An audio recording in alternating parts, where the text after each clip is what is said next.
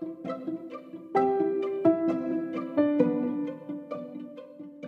want to build a world where technology increases our productivity and not just convenience.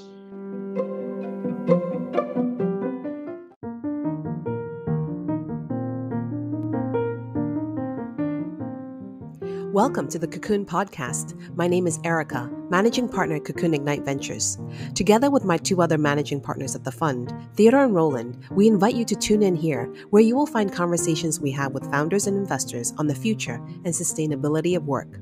We have been talking and listening to founders and investors in Silicon Valley, Southeast Asia, Greater Bay Area, and the One Belt region for over a decade. There is so much to learn through venture capital conversations, and we decided to turn these meetings into a podcast to demystify what actually happens on the ground.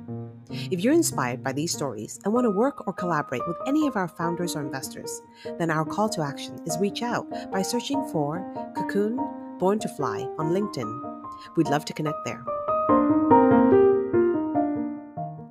Hey, Theo, it's so awesome doing this podcast with you. So for those who are tuning in, Theodore and I, we're childhood friends. We go way back to the days when we're goofing around, or maybe I was goofing around school projects, all the way to today when we're working together on several initiatives. So Theodore and I, we work together in our incubator, CoCoon. We have a venture capital fund, CoCoon Ignite Ventures. And most recently, we, together with some other partners, started a future work company called MPower. You believe in change. You believe in innovating to adapt to a changing environment. And so I guess that led you to being to starting MPower, what we call a future work company. What does that mean? You know, what does MPower do? Future of work, this term, how would you define it? Walk me through how this company came about and what it does. I think what you mentioned is very important. People resist change because we're creatures of habit. I think more importantly, what I've learned is that you can't just change people just for the sake of changing. You have to change for improvement. And I think improvement is something that we all want. Improvement, preferably incremental, before we make major leaps. And I think MPower is what kind of embodies this, because it's not about just let's change an entire selling environment from a physical store into an online store. I mean, I did that, and it was a great experience in both exposing me to a wider audience, but at the same time, I can also experience and also see how the incumbents are not interested in the change because the improvement may not be as incremental, or even it's not visible in the short term. And I think moving forward, MPower is a set of tools for the deskless workforce. Deskless, obviously, encompassing frontline staff in retail, where we hope to improve the productivity in a very substantial way. Because I just now mentioned about selling. I think these days, retail, especially after COVID, we've all experienced days when there are literally no customers. Not just no customers in stores, or no customers in shopping malls, there are no customers anywhere due to lockdown.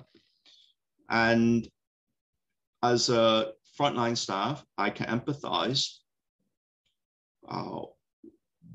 with them, the kind of despair where you go to work, but you're not of service. You can't help anyone. You can't, not to mention selling anything. You can't even help anyone. So I think through MPower, through all these various tools that we build, I mean, primarily we're working on chat-related tools, helping companies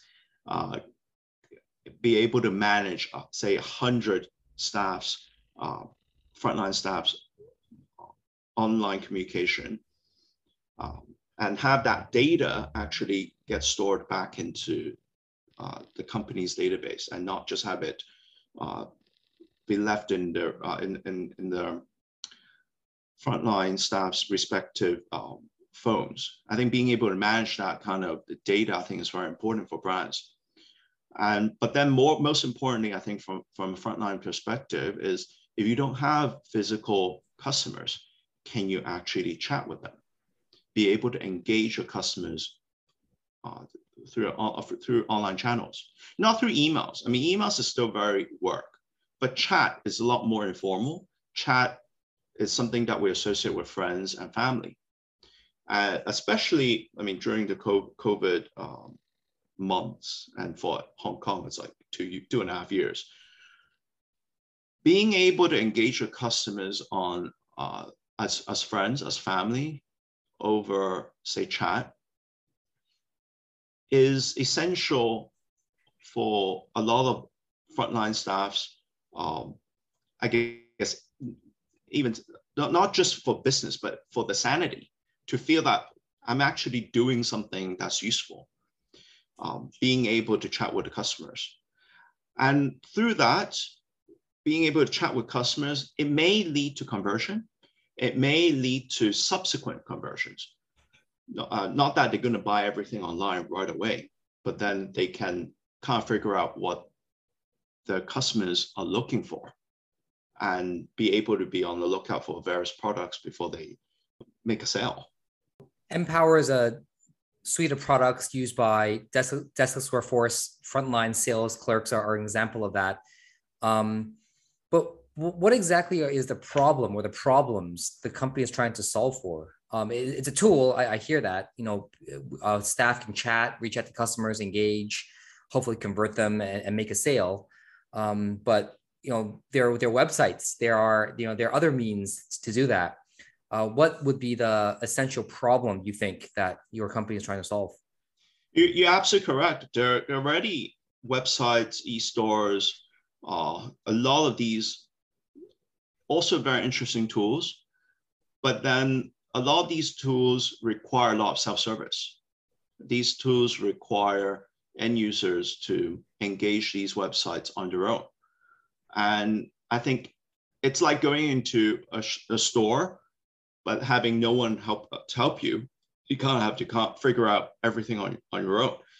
That's not the kind of experience that we want. I mean, when we shop online, we actually look for convenience.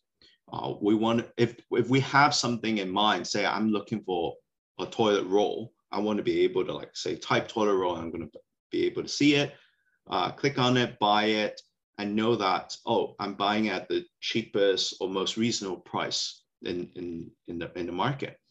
But for a lot of other, but a lot of goods aren't just toilet rolls. There's the jewelry, there are various electronic appliances. We have various luxury related brands on the platform. And even, I would say, furniture, home furniture. There are many bed frames. Which one should I be picking? So I think a lot of end users want some form of personalized service where they can talk to a product expert in helping them figure out what to buy. And that kind of convenience is not available in a regular website, even with the best filters, because you can ask the computer questions, or you don't want to ask the computer questions. I'm not sure about you, but I really don't like talking to a computer. Even though I studied human-computer interaction, I know a lot of the answers that are generated are just not human-friendly. When I ask about, say, what does this bed frame fit a particular type of mattress, a particular brand, I don't remember like the actual dimensions. I would just say, oh, this brand of mattress. A computer can't handle this kind of complex question, or can't come up with like clarifying questions, but a human can. So being able to have a product expert explain this over chat, ask oh, do you mean, oh, you're buying, you're looking for a bed frame and you have a IKEA, like single mattress. The length of it is at 91 centimeters or something very specific. And you can have a human being verify a lot of this information before you make that purchase. That's the kind of value and convenience that a lot of end users are looking for. So I think having chat complement a lot of these websites is very important. And a lot of our current customers, current retail customers, are using our MPower chat service to complement their e-business and be able to help them bring the conversion rate from, say, 0.5% conversion all the way to 40% conversion. Essentially, the conversion rate that they get if the customers were to visit the stores, which is actually this is also a reason why a lot of retail companies really care about the in-store experience, because every customer that walks into a store, they have a very good chance of closing, between 40 to 60% conversion rate. Of course, customers already expressed intent to buy, otherwise they won't show up at a store. Same as on the website, they go to the website, customers go to the website and they click on the WhatsApp button. They actually want to ask the brand a question. That is a very strong indication of wanting to buy some kind of product or service. All you need to do is to put a human being in front of this customer. I mean, electronically speaking, it will be a chat. And the customer will feel like, oh, okay, I can actually talk to a human being, and this product expert will be able to help me. So I think that's what we see. There's increased productivity because now a lot of the online traffic can actually convert into offline, or we call it O2O sales. And we involve the product expert in the store. He or she could be just sitting in the store waiting for customers, but suddenly, oh, there's a customer online who needs help. And after a few chats, they've already secured the customer, maybe in terms of coming to the store the following day to make the final payment, or assist the customer in making a purchase online and coordinating with the respective logistics partner in delivering the product to the customer's home. So it's a lot of improvement in the commerce experience. The customers get to speak to a humanoid or a human being, not even humanoid, and get that level of service. But how is this a future work company? Where does that part come in? I think in terms of the future of work part, I think there's going to be a lot more online to offline or offline to online engagements. I think there are two key things that we need to consider in the future of work, especially for retail, is that number one, I think these days we're living in a world of abundance. We don't have a problem in getting more information. What we have a problem is, how do we filter the information? And this kind of leads to there's also a huge trust issue online. What can we truly believe online? And the solution to this is actually also rather obvious. It's also related to technology, but it's rather it's a bit more direct. What we need is we need to allow human beings to trust other human beings. You might not want to trust a brand, you might not want to trust a logo, but you can trust a human being. So use the technology to connect customers with product experts.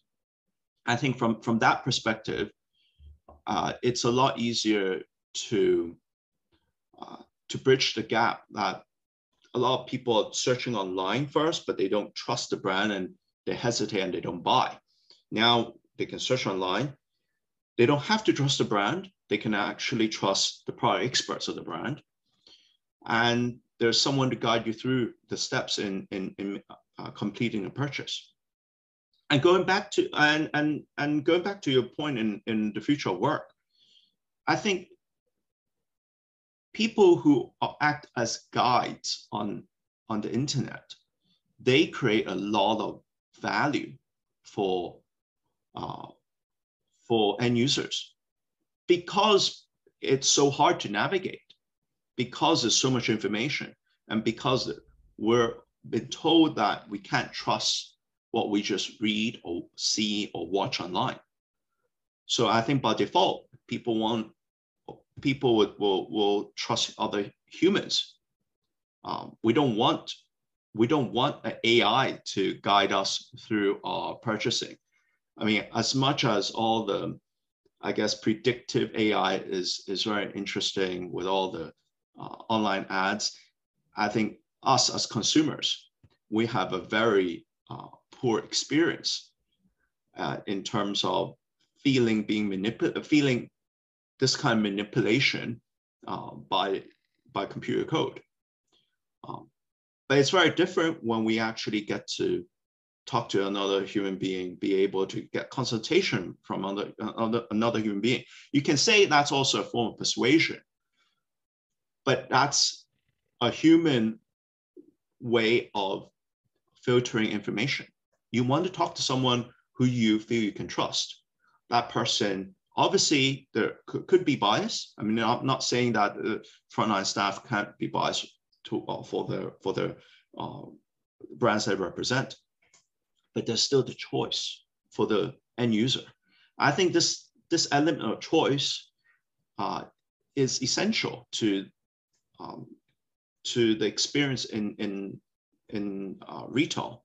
So just to wrap it up in terms of future work, the guides on the internet will be the most productive, I guess, content contributors in the sense that it's important for them to help us consumers navigate among the kind of possible misinformation online, and also the overabundance of information online, to help us get to what we need, what we want to buy, what we truly believe is necessary. So are you building a Web3 company? I mean, you're dropping in elements of words that very much is what I understand Web3 is trying to solve. You know, more trust, more control, better interactions. It's not a throw spaghetti at the wall situation. You know, it's a lot more targeted, a lot more focused. Is this a Web3 company? I do believe it has quite a few of these elements of Web3, but I try to focus on things that deliver value to end users. This kind of goes back to my retail roots. There are lots of these various, I guess, Web2, Web3, all these like interesting phrases, but most importantly, do our end users get more value? Do our frontline staff, our intermediaries also benefit from all of this? I think say, we want to build a world where technology increases our productivity and not just convenience. If I were to borrow your words in terms of, say, the various stages of internet, Web 2, which is the internet we're currently kind of in, it centralizes internet and it gives platforms the most profits, being marketplaces, being able to centralize customer data and be able to manipulate that data in driving more traffic. But then I think what we need to move forward to is to also ensure the intermediaries, not just the platforms, but the other intermediaries, such as our product experts, our frontline staff, people with a lot of empathy, human experiences who can help bridge the gap between what a customer thinks he or she wants with a product or service that they actually need. You want that kind of gap. You want to have that kind of human touch, that kind of service. And I think that kind of Web3, obviously, I'm also aware it talks about bringing back ownership. But I think for me, it's more about allowing content and service contributors to also profit from the platform and be able to say what we measure on our platform is chat, like how people engage, how frequent, and the recency of their engagement, and what you say in the chat, is it actually useful information? I think all of that in chat, it's something, it's a very informal but yet useful medium where we're able to measure and therefore improve. We can only improve on things that we measure. We are able to have use the technology to actually filter through the conversations and figure out who among our frontline staff have better customer engagement, not just shorter conversion times, but do they actually put in the effort to ask the questions that are necessary to figure out what the customers want, and are they responding accordingly? I think through chat and through all this measurement, we're able to eventually, improve the way our frontline staff engage with end users. That sounds like my old days as a lawyer. We had timesheets, and that was simply us, being measured by how long we talk, because that's how we make money. So we talk for an hour, we get paid, that hourly rate. But I guess, in this context, it's not just talking, it's what you're doing when you're talking. It's are you being productive? Is that also some way ties back to what you're talking about, the future of work? It's also getting this, being measured about productivity. It's being, it's quantifying exactly, what you're doing and when you're doing and how you're doing it. Yes, and I think also quantifying things that matter. Because say, for example, in retail, the way most retail companies reward their frontline staff is by paying them a commission. And the commission is the way they calculate commissions are also very specific.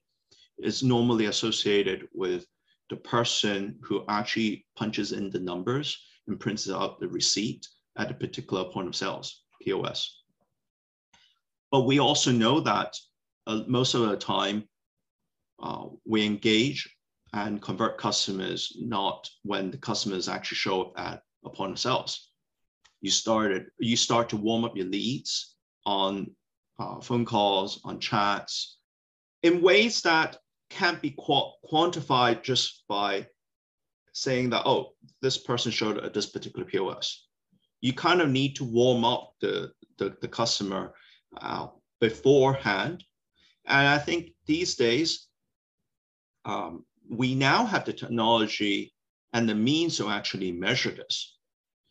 And I think encouraging frontline staff to think a bit more long-term, be able to quantify the socializing efforts, the engagement efforts, actually delivers more value to the brand.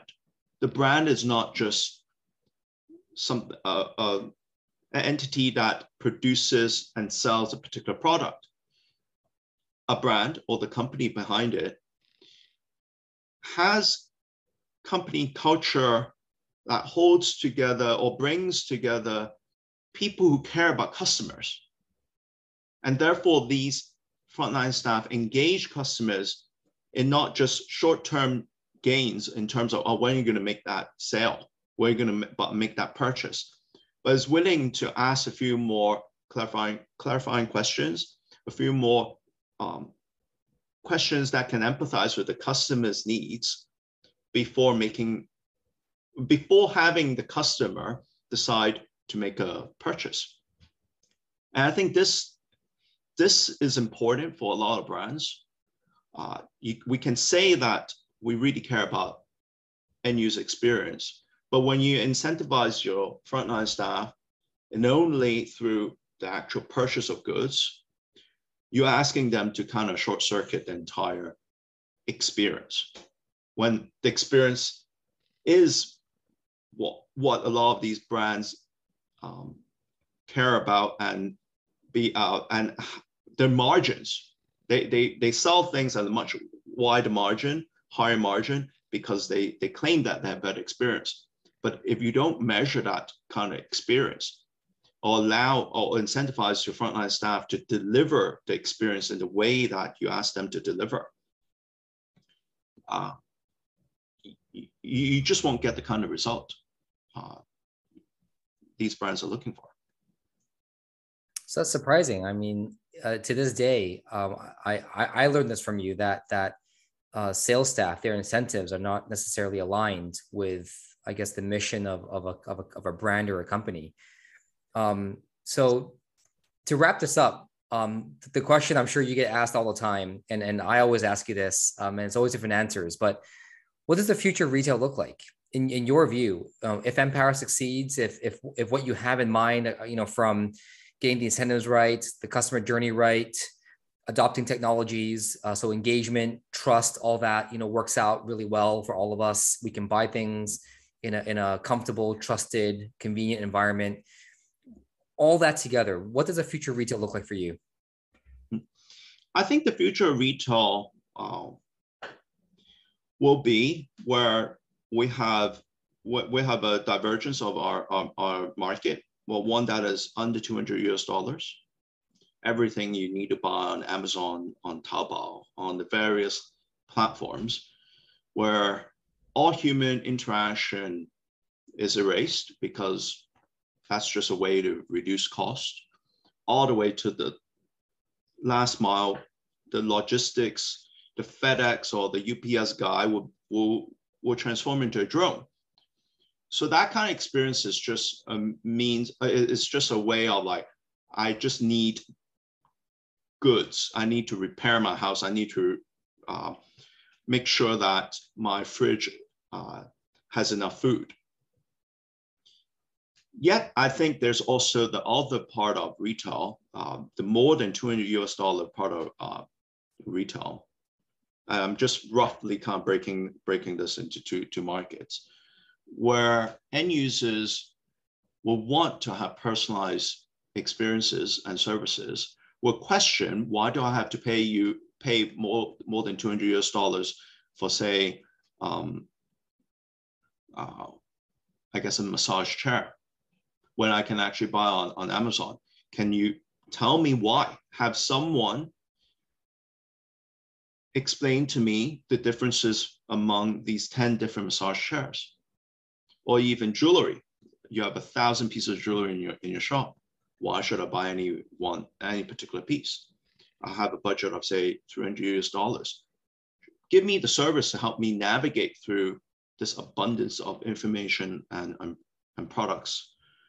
I think that part is where consumers are willing to pay for other humans to give them the personal advice. I mean, we're already seeing a lot of this happening with a lot of the KOLs online. We're already seeing a lot of this happening, say, with end users, consumers going to YouTube, going onto Instagram, looking for shopping advice and following KOLs. I think that part of retail is the part where I think is most interesting, because you have a demand in service, you have a demand in personalization, you have a demand of engagement, and not just in product. And I think that part is where it's important for, say, frontline staff to figure out a way to make sure that they're not cut out of the equation of this retail. They need to be that kind of product expert, be that guide. And brands, I think, in particular, will see they need to differentiate through service.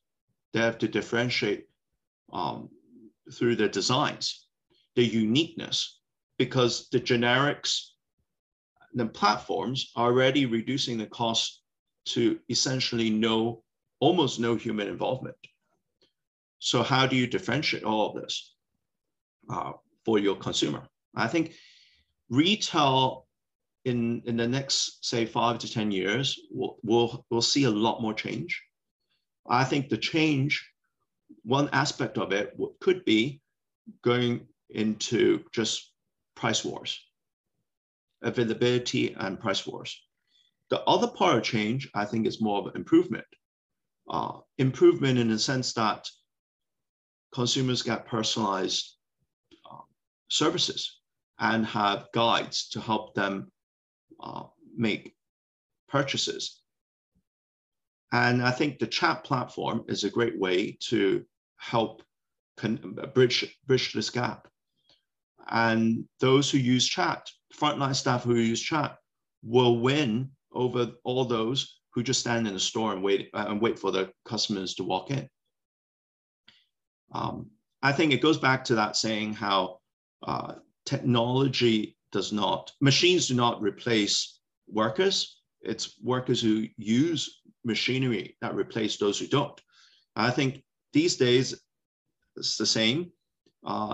Technology does not replace humans. It's humans that use technology replace those who don't. So I think the use of technology can increase our productivity significantly. I think it definitely requires the mindsets to also shift, to think about how we service our end users, the kind of convenience that they're looking for. Not just convenient for you to open up a retail store at a particular location, but the convenience for the end user to reach this particular brand, and at the same time be able to talk to a human being that they can trust. I think trust is how brands are going to differentiate themselves from platforms. Platforms, they're cheap because you are willing to, there's little trust, and that's why you're willing to pay the least amount to just get a generic product. If I were to shop at a brand, I want to have much more service, much more trust. There's a association of the amount of money I'm willing to pay is positively correlated to the amount of trust I have with a particular brand. And when brands are just giving me logos and websites, that does not increase my sense of trust. But if you're willing to invest a human being and have that human being talk to me, I feel this brand actually cares about me. And I think that's where retail will eventually improve to a point where there's a lot more trust and a lot more personalized services. So the pendulum is swinging back. We went all the way to convenience and lowest dollar, and now back to something a bit more human-centric.